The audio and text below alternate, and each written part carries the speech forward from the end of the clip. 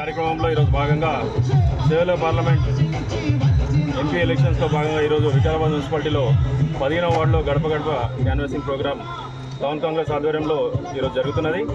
మేము ఇంటింటికి తిరుగుతున్నాం. అందరూ స్వచ్ఛందంగా ఇంతకుముందు ఏదైతే ఎమ్మెల్యే ఎలక్షన్లో మార్పు కోసం ఏదైతే పనిచేసిరో అదే మార్పు ఇప్పుడు దేశంలో కూడా జరగాలని కోరుతున్నారు. మార్పు మనతోనే స్టార్ట్ అవుతుంది కాబట్టి ప్రతి ఒక్క ఓటరు ఆలోచన చేసి ఓటేయాలని ఆలోచిస్తున్నారు. ఎందుకంటే దేశంలో 10 సంవత్సరాల నుంచి వాళ్ళు చూస్తున్నారు, అభివృద్ధి అయితే ఏది జరగలేదు. మతాలు కులాలు అనే పేరు మీద ఓట్లు అడిగే పరిస్థితిలో ఉన్న బీజేపీ పార్టీ ఈరోజు ఈ దేశంలో ఇంకా ముందుండి నడిపే వాళ్ళకి శక్తి లేదు కాబట్టి ఇంకా ముందు రాబోయే రోజుల్లో కాంగ్రెస్ పార్టీతోనే ఈ అభివృద్ధి జరుగుతుంది.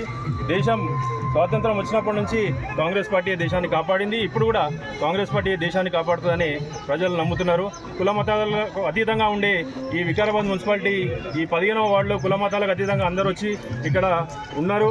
వాళ్ళ జీవనం కొనసాగిస్తున్నారు. వాళ్ళందరికీ తెలుసు అభివృద్ధి ఏదైతే జరిగింది ఉన్నదో అది 10 సంవత్సరాల కింద కాంగ్రెస్ ప్రభుత్వంలో జరిగింది. ఈ టీఆర్ఎస్ ప్రభుత్వం వచ్చినాక కూడా ఏ అభివృద్ధి జరగలే. ఇక్కడ రోడ్ల వ్యవస్థ కానీ ఇంకా మిగతా వ్యవస్థ కానీ ఏది కూడా ఇంకా డెవలప్ కాలేదు.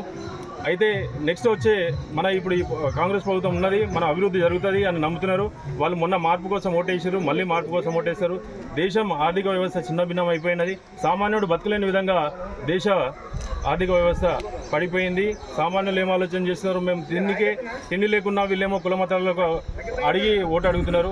కుల మతాల మీద బతికే పరిస్థితులు లేము. ఇప్పుడు మనం అందరం కలిసి ఉంటేనే ఈ దేశం బాగుపడుతుంది కాబట్టి కలిసి ఉండాలని కోరుతున్నారు. అదేవిధంగా మేము ప్రజలకు కూడా తీసుకుపోతున్నాం. మనం అందరం ఒకటే. మన దేశం సోషల్ మన సెక్యులర్ కంట్రీ మనది.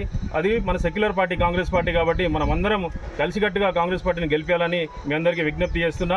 జై కాంగ్రెస్, కాంగ్రెస్ పార్టీ.